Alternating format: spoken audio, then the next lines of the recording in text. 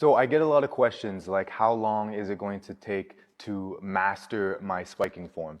Now, the answer is a really long time. If we think about a learning curve, right, the bottom is when you're first starting out, and then the top is when you said to have learned the skill, you mastered that skill. In between, it's going to take a lot of quality repetitions, consistent repetitions to get to that point. Now, some skills are going to be easier to learn, so the learning curve is steeper. Some skills are going to be a lot harder to learn, so it's going to be more shallow. So it depends. If you've been doing something for a very long time, you're going to have to unlearn these things, learn a new skill, and that's going to take a lot of consistency, especially if you start playing in games and you're doing your old patterns. When you're trying to learn a new pattern, they're going to start conflicting. But the point is, you're going to need a lot of consistent reps. And when it comes to the spiking sequence, right, something as complex as that, it's important to take it slow, all right, and try to make the pattern as consistent as possible each time so that you're ingraining that pattern each time. And then every time you do that, you're adding to the reps, right, and you're building up and you're getting closer